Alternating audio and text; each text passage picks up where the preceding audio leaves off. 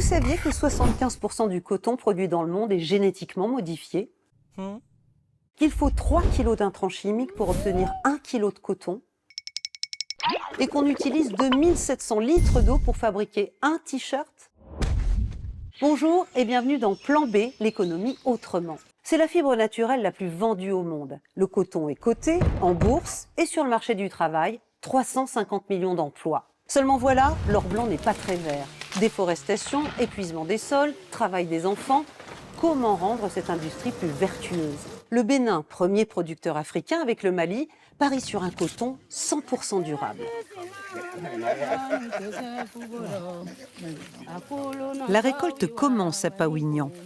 L'or blanc a fleuri sur cette parcelle de 9 hectares. Signe particulier, le coton cultivé ici est durable.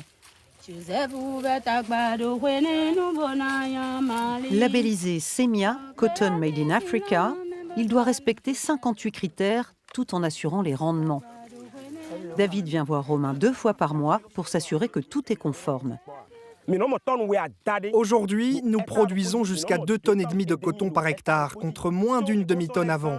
Et nous n'utilisons plus autant d'engrais. Parmi les critères imposés par le label, aucune semence OGM, aucune irrigation et une utilisation raisonnée des pesticides. Sur cette parcelle, pas d'épandage systématique. Les traitements se font en fonction de la quantité de nuisibles, des seuils. Quand on dit de faire un traitement sur seuil, on vise déjà le ravageur, on contrôle, on maîtrise le champ. Alors que si c'est un traitement calendaire, on peut faire un traitement alors que peut-être ce n'est pas le ravageur qui est au champ. Résultat, un budget pesticide en baisse pour le cultivateur, donc des revenus en hausse. Le label Semia encourage aussi la rotation des semis et l'utilisation des plantes fertilisantes comme le cajanis. Ça donne des feuilles et progressivement ces feuilles vont tomber et ces feuilles vont créer une biomasse qui va se décomposer et restituer la fertilité de ce sol. Gestion durable des terres donc et des équipes. Le label Semia interdit le travail des enfants et impose à Romain de payer hommes et femmes à égalité. Le salaire journalier dépend de la rapidité du travailleur. En moyenne, chaque ouvrier gagne environ 2000 francs. Soit 3 € par jour. La filière doit aussi contribuer à améliorer la vie des paysans. 2 pompes d'eau potable viennent d'être installées dans le village de Romain. Le coton aussi commence une nouvelle vie. Une fois débarrassé des graines, 13% de la production nationale arrive ici. On est en train de créer toutes les usines textiles du Bénin pour transformer le coton, pour avoir une valeur ajoutée du coton à l'intérieur du Bénin avant de l'exporter. Et pour capter le maximum de valeur ajoutée, l'industrie parie sur le durable, vendu plus cher. Les fibres labellisées sont traitées à part. Ça, c'est Kiabi. Voilà. Là, c'est H&M. Voilà. La traçabilité est fondamentale pour les marques internationales. Vous savez, aujourd'hui, les consommateurs ont beaucoup changé. Il y a le facteur durabilité, etc. Donc, les marques font beaucoup attention à leur sourcing quand il s'agit de placer des commandes. Sortie de terre il y a à peine 2 ans, grâce à un co-investissement indien, l'usine a fait venir des cadres étrangers pour former les 15 000 premiers salariés.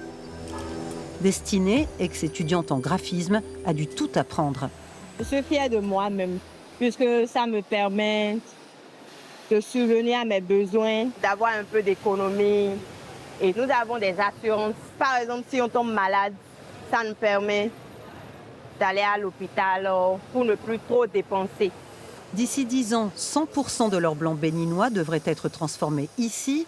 À la clé, 250 000 emplois directs dans un pays où la moitié de la population n'a pas encore 18 ans.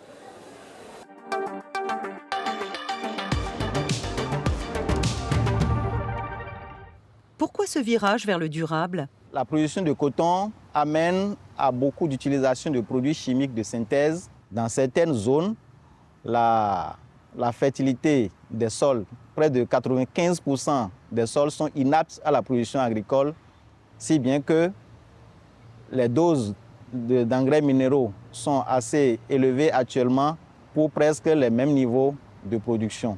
Concrètement, le Bénin mise sur 2 labels. En 2005, le Cotton Made in Africa a été développé comme label par la coopération allemande. Semia attire de grands opérateurs mondiaux, surtout en Europe, en Europe où il y a beaucoup de marques qui utilisent Semia.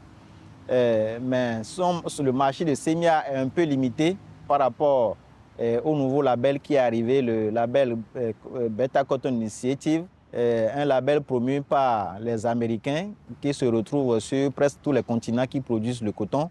La seule grande différence est que le Beta Cotton Initiative tolère l'utilisation de coton génétiquement modifié. Le choix du durable, c'est donc aussi un choix commercial? Bien sûr, ça va ensemble parce que les grands opérateurs internationaux qui viennent acheter du coton aiment souvent avoir l'infrastructure industrielle à portée de main pour ne pas transporter sur de longues distances avant de ramener le produit fini dans leur marché de destination. Aujourd'hui, on a la chance au Bénin, on a eu des infrastructures industrielles qui permettent d'aller de la fibre jusqu'aux produits finis qui sont exportés à partir de Cotonou. Fin de cette émission, retrouvez tous nos plans B sur le site internet de France 24, X, Facebook et sur mes pages LinkedIn et Instagram. Au dabo!